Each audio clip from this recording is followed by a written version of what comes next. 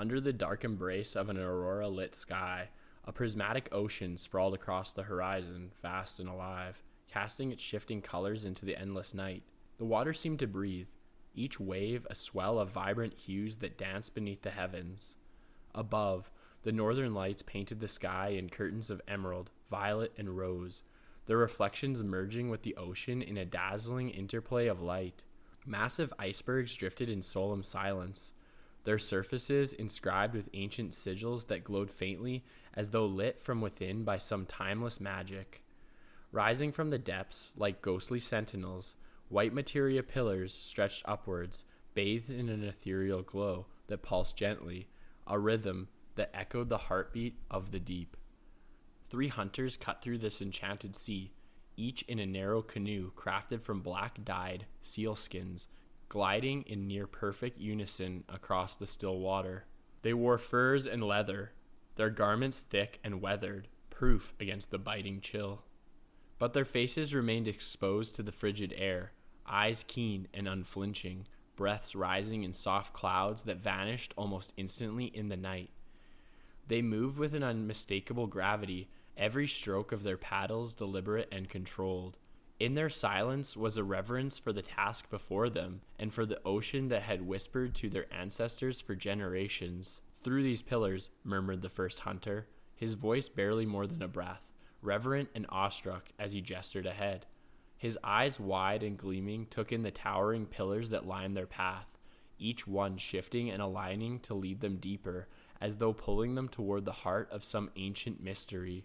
The water stirred with a low, ominous rumble. The hunters exchanged glances, but said nothing as the current began to pick up, sweeping them onward with a force that felt almost sentient.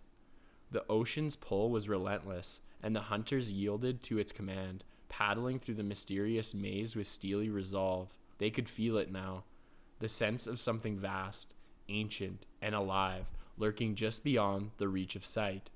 "Hold fast, hunters," commanded the chief, his voice calm, yet imbued with the weight of a leader who had weathered countless dangers. He sat tall in his canoe, guiding them forward with a steady gaze that swept over the water, his focus as unyielding as the icebergs that towered around them. And then suddenly, a movement in the water caught the first hunter's eye. His hand shot up, pointing into the distance, his voice a sharp whisper that cut through the frigid air. There! Without warning, the surface of the ocean exploded as a massive whale's tail breached, rising high against the aurora-lit sky. Water cascaded in shimmering arcs, catching the prismatic light and refracting it in 1,000 dazzling hues. The tail hovered for a heartbeat, and then, with a resounding crash, it slammed down onto the water, sending ripples across the sea. The waves twisted and bent, contorting the hunters' reflections into surreal, ghostly shapes that seemed to reach back up at them from the depths.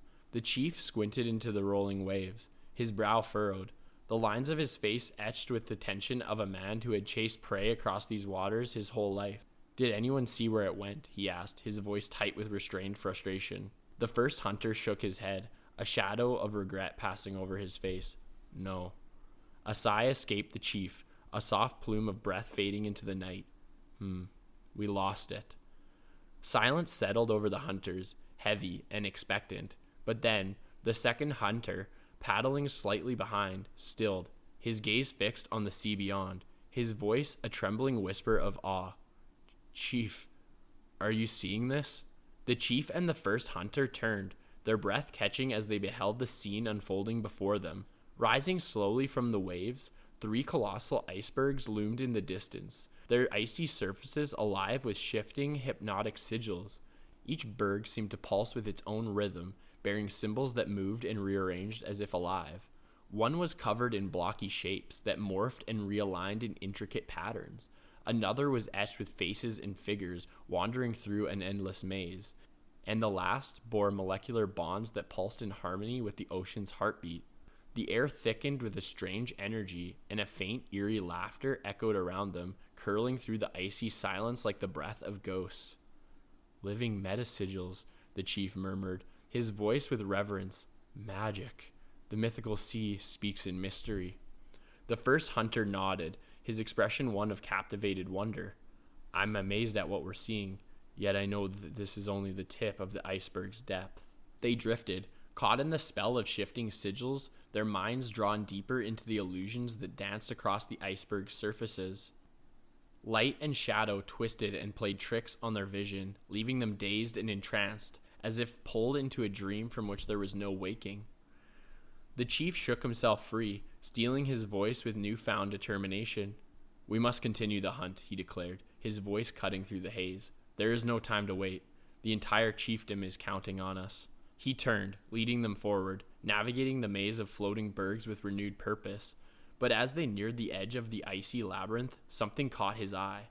A massive black fishhook jutting from one of the bergs, casting a long, dark shadow over the water. "Is that the void hook?" he whispered, his voice filled with both reverence and dread. A chill ran through him as he felt the weight of ancient prophecy pressing upon him. So, the prophecy. His words trailed off, barely audible. A giggle echoed across the bergs, a ghostly sound that seemed to twist through the frigid air, carrying with it a sinister joy. "It was true," he said, his tone somber, as though confirming a truth he had long feared. The first hunter glanced at him, hesitance in his gaze. "Sir, what prophecy?" The chief's voice lowered, taking on the cadence of a chant, a story passed down from his forebears.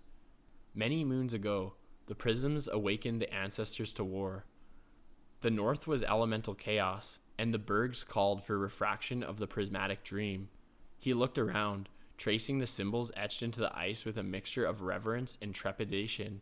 Here, they experienced change so rapid it reshaped the entire sea.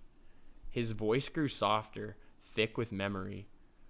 The eagle would return and cast the world into mayhem, after a year of 12 moons.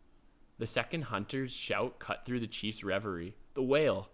The whale's tail shattered the ocean's surface once more, a thunderous slap that sent geysers of water into the air. The chief's eyes snapped back into focus, his voice regaining its commanding tone. "The story will have to wait. After it, it's time to hunt." With a fierce cry, the hunters surged forward, their canoes slicing through the water with renewed vigor.